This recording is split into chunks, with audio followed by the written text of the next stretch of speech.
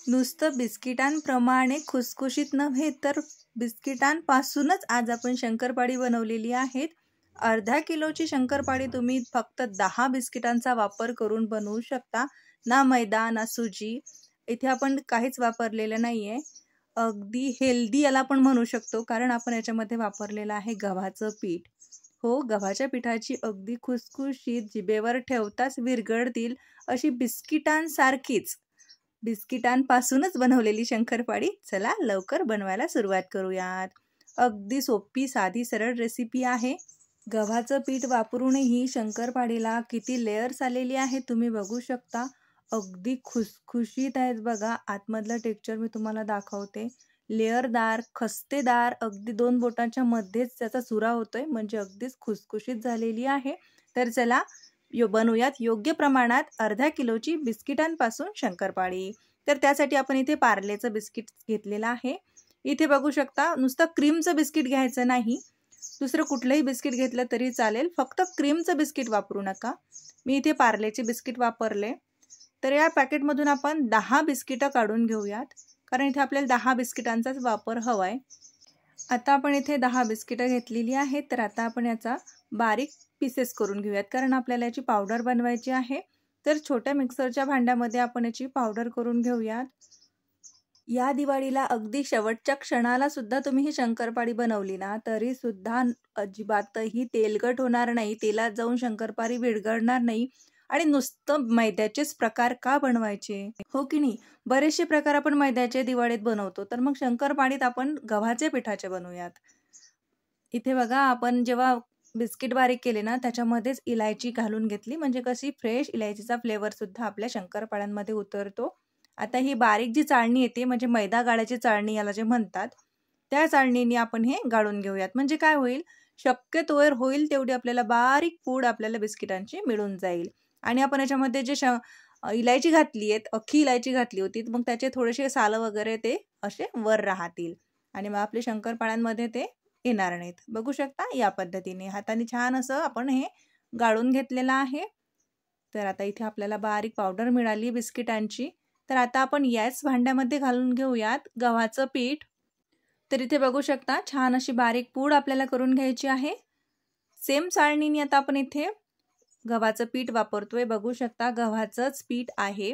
मी तुम्हाला फरक दाखवते, नाहीतर बरेच जण असं म्हणतात की मैदा वापरलाय. नाही, मैदा असा पांढरा शुभ्र आणि अगदी बारीक असतो, बघू शकता.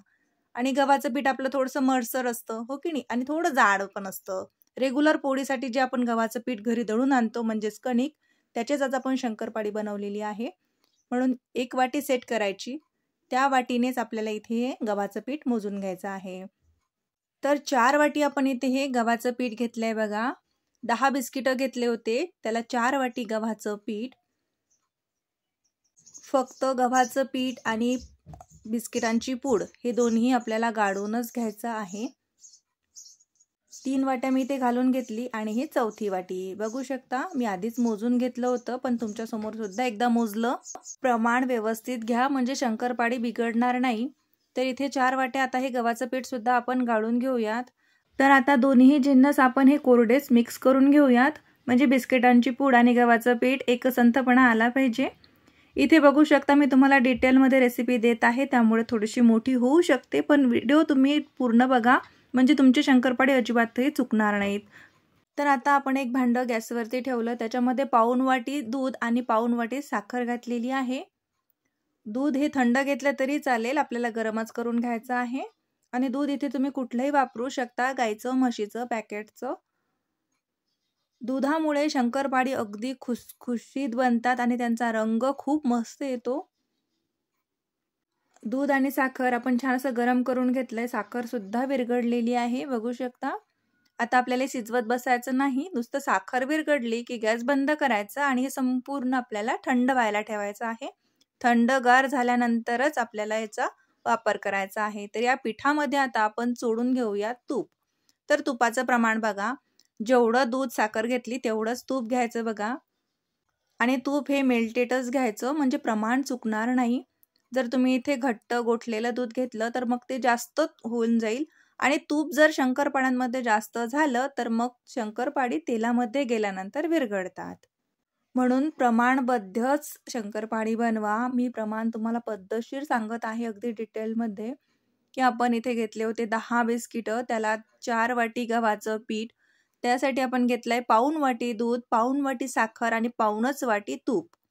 फक्त तूप हे दुधामध्ये मिक्स करायचं नाही, ते असं पिठाला चोळून चोळून लावायचं, जसं आपण मोहन मिक्स करतो की नाही, बस त्याच पद्धतीने. तूप जर तुम्ही दुधामध्ये घातलं तर दूध हे फुटू शकतं, म्हणून तूप हे असं कणकेला चोळून घ्यायचं. पद्धतशीर इथे आपण हे चोळून घेतलेलं आहे, बघू शकता. आता जे दूध आणि साखर थंड करून घेतलं ते घालून घ्यायचं.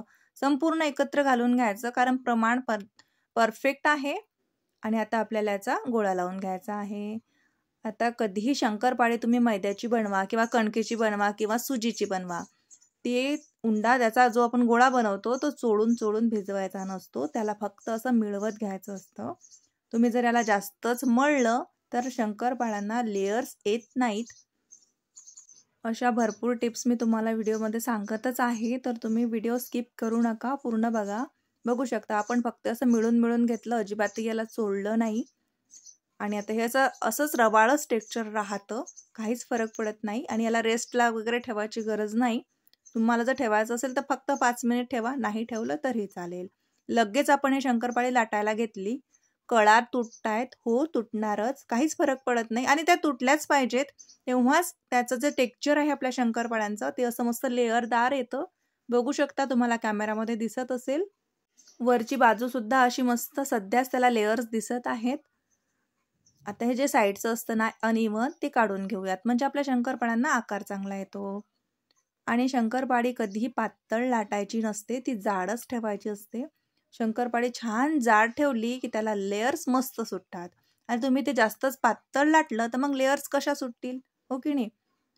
तर बघू शकता, आता लहान मोठ्या जसं आकारामध्ये तुम्हाला शंकरपाळी कट करायची तसं कट करून घ्या.